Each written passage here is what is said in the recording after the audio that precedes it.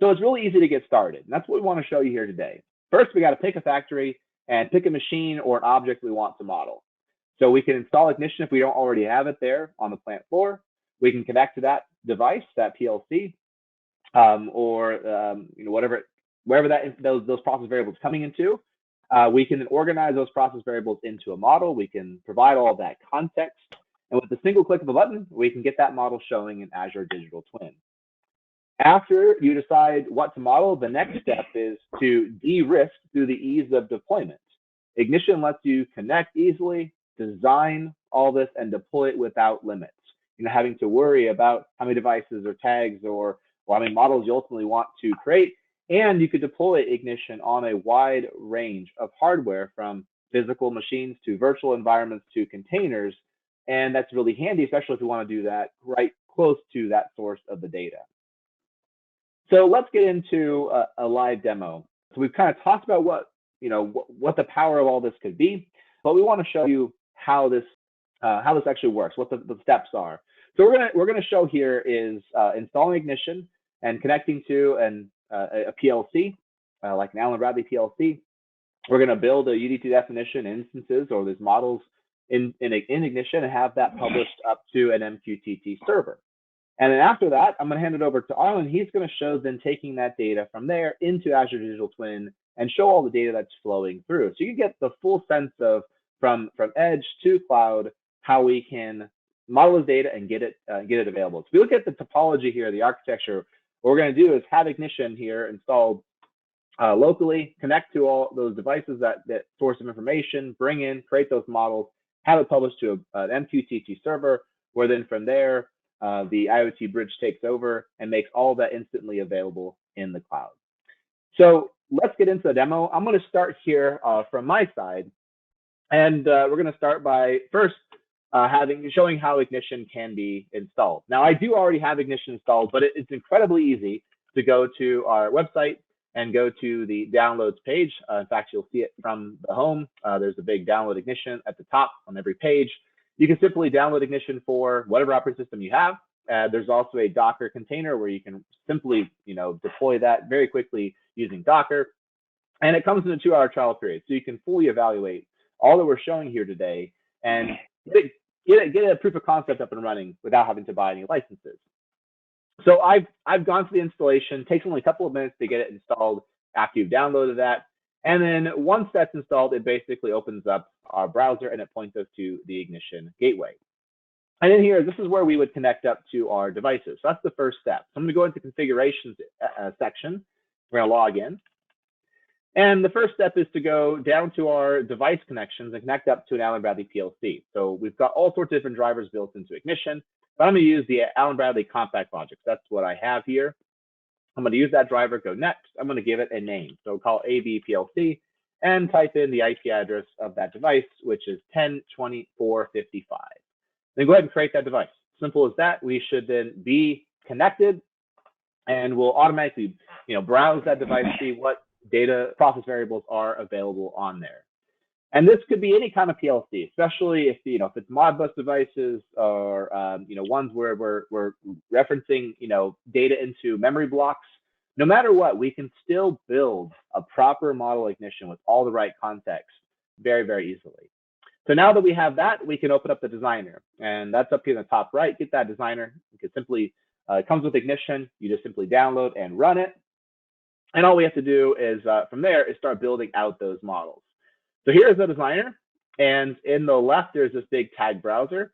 And that is where we would build our tag hierarchies. And we can build our UDTs. The UDT definitions are those models. And when we instantiate that, those are the actual instances that point to these real world objects. So in my case, I'm going to go ahead and browse the PLC. Let's go and browse devices. I'm going to bring that over here. And so if I look at my AV PLC, I've actually got a bunch of different objects in there. In fact, I've got a tank. A tank has a whole bunch of different process variables in it. And I've got a whole bunch of different tanks in here. We got about 25 of them. And what I want to do is I want to model this as a UDT. And it's really, really easy to do this. So I can simply drag it over to our UDT definitions. And I'm going to create a type out of what we browsed in the PLC. Now, this one's pointing specifically to tank 100. We want the definition to be a generic definition, where we have parameters that can decide where that asset's coming from and how we point to the values in the PLC. So I'm going to call this simply tank rather than tank 100, and we're going to add some parameters to it. And this is where you can add any parameters that you'd like. So I'm going to add 5 parameters. The first one being, sometimes we like to actually provide an asset identifier, and I'll make all these here, string. And maybe I want like an asset serial number on there that we want to be able to provide. And maybe there's a location. Where is that thing actually located? And in our case, since we're pointing to a PLC, I want to know what OPC server that it came from. And I want to be able to specify the path to point to that value within that PLC. And if it's a Modbus device, it might be an index number that we're indexing into the array or the blocks of data. Really, these parameters are totally up to you, and it helps us identify what that asset really is. And then we can use these parameters in our configuration. So, for example, rather than pointing specifically to one specific OPC server or one specific set of a device within that, we can make it generic. We can actually simply, I'm going to bring in the OPC server name, and all of these tags, I'm going to basically paste a reference to that parameter. So we'll just go through, build these real quick.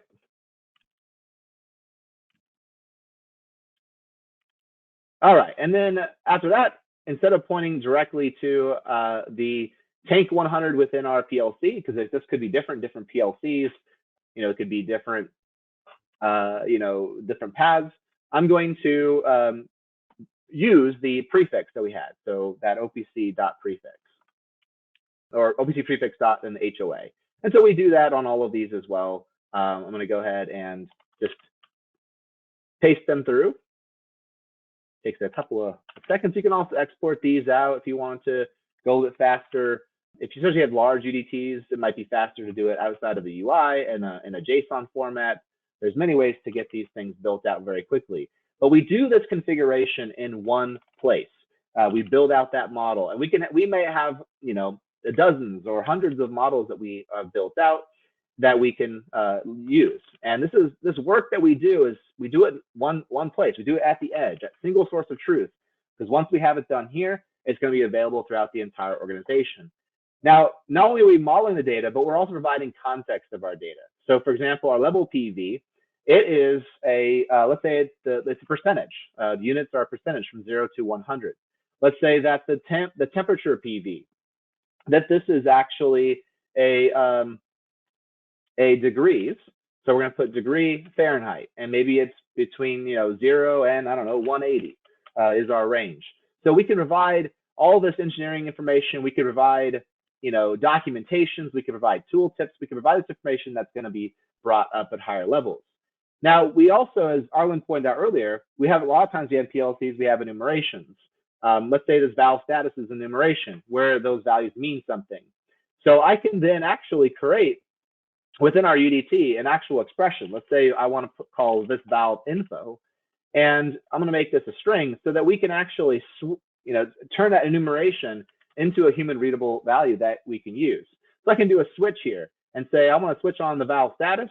And if it is 0, 1, and 2, it'll be closed, open, and let's say that 2 is faulted. Here, otherwise, it might be unknown. We don't know if it's outside of 0, 1, 2, we don't know.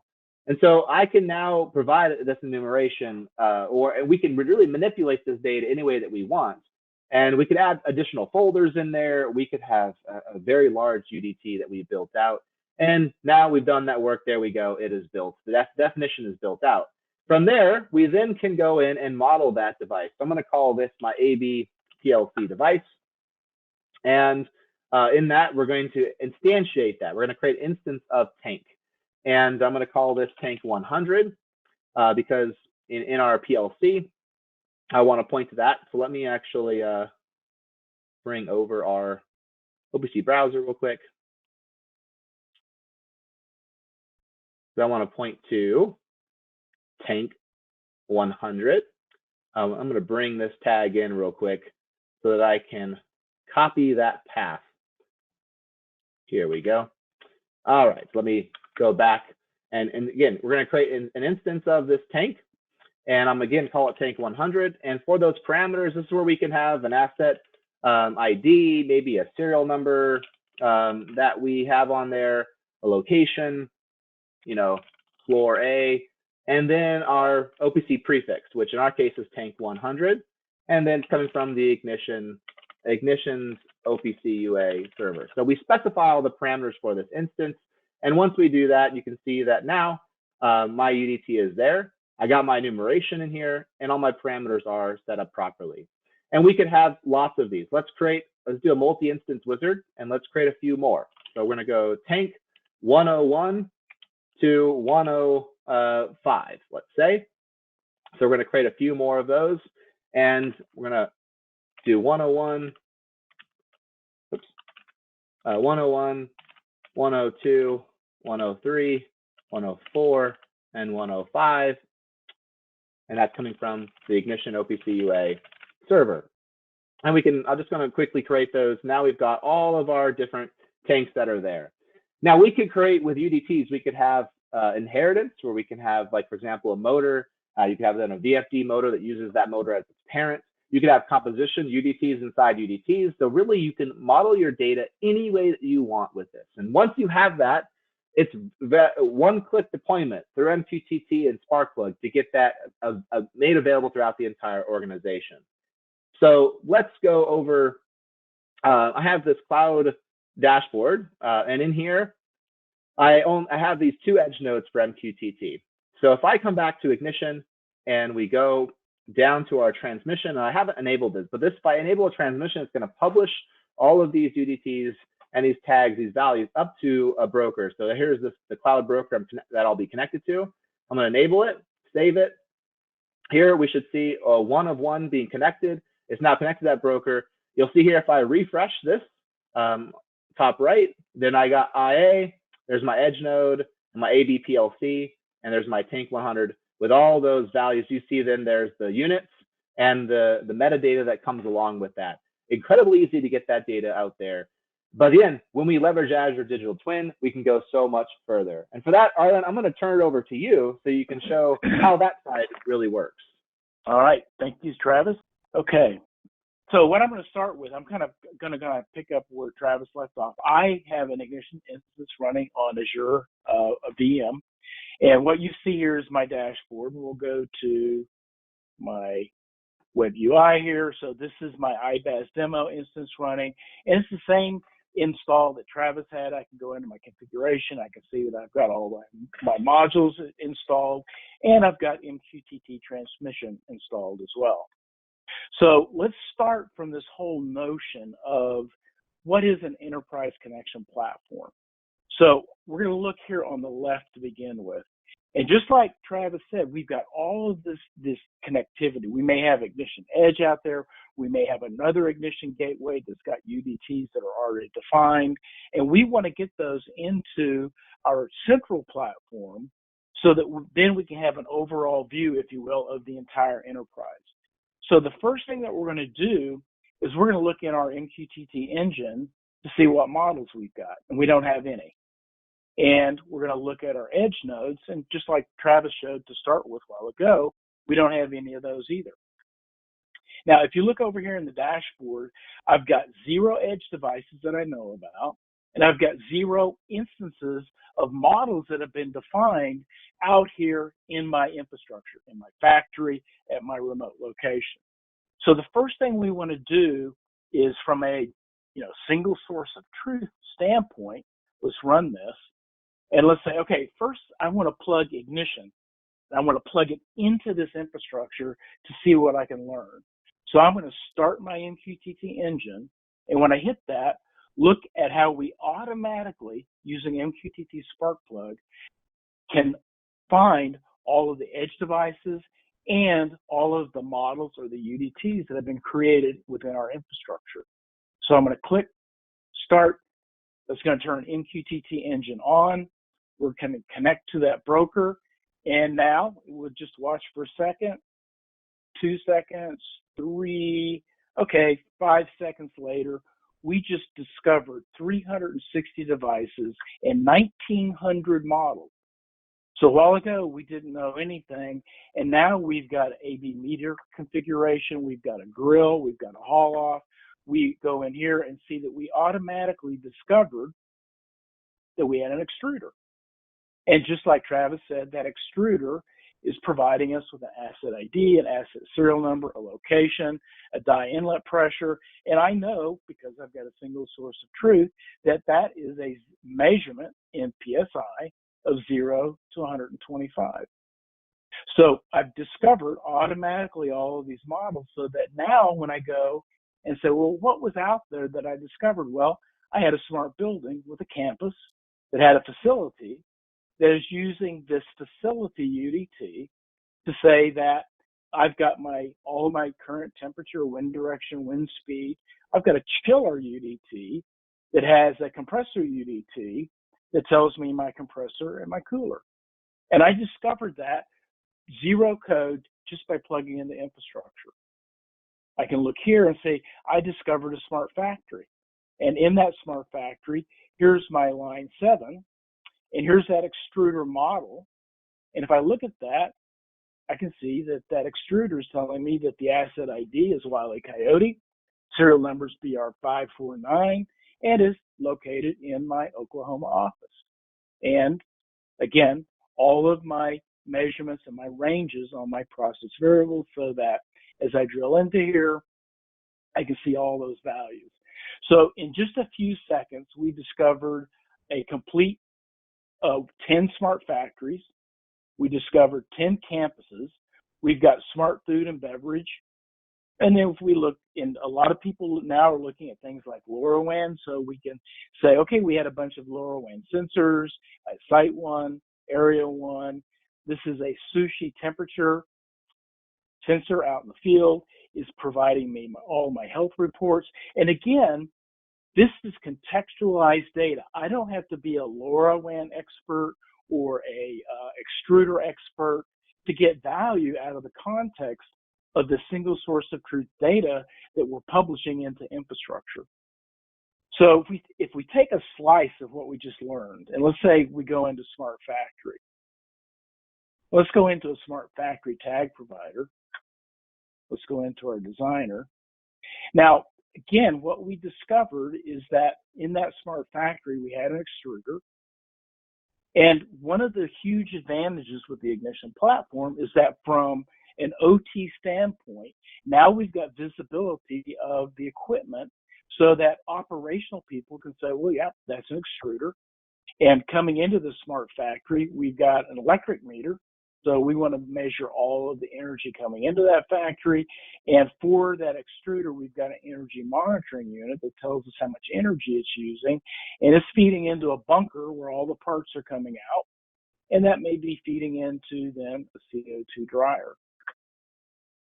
And this is great. So we've got all of this operational data. We've got it contextualized. But now we want to go back to our topology and say, how do we take all of this OT data that we're automatically discovering? We've got a single source of truth at the enterprise level, but now I want to get that into my Microsoft Digital Twin and the data into Azure Data Explorer. So what I'm going to do, literally, here's how simple it is that really the only thing I want to have to know as an operational person to get that data contextualized is just know how to get into my Azure dashboard, click on my Azure Digital Twins, go to my webinar demo group, and literally open my Digital Twin view of my Microsoft services.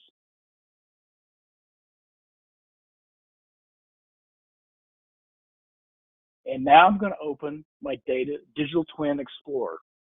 Now I've already got my Azure Digital or my IoT Bridge installed, and you'll notice here I've got 3 models that are already populated, and these are models that help me just look inside my IoT Bridge. It tells me how many devices are connected, how many models I might have, but notice I don't know anything else about this smart factory.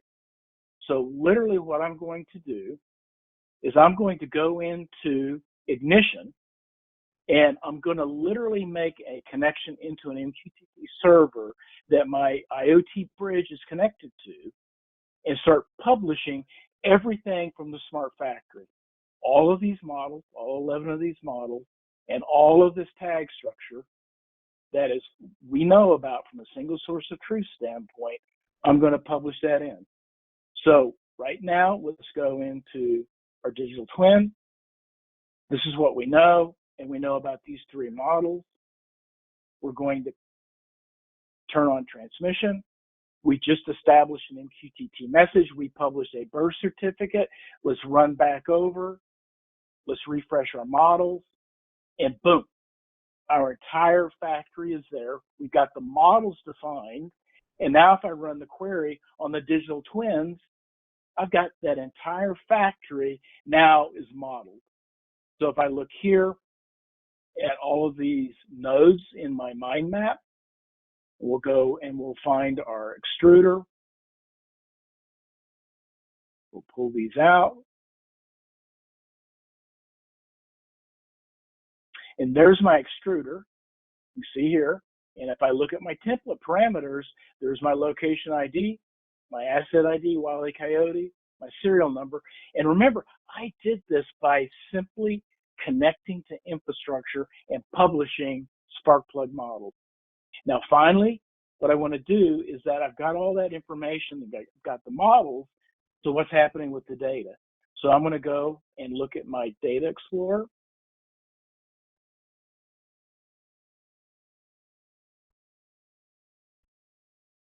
Go to my database, open my Custo database, do a query on that database.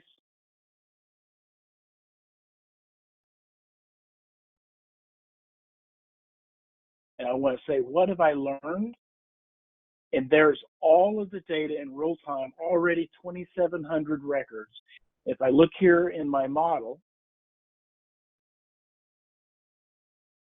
you can see, let's go, we got the conveyor, the paint booth, the CNC machine, and there's our extruder, and there's our melt temperature, and there's the engineering units, and the current value in real time is all being published in real time into our Data Explorer.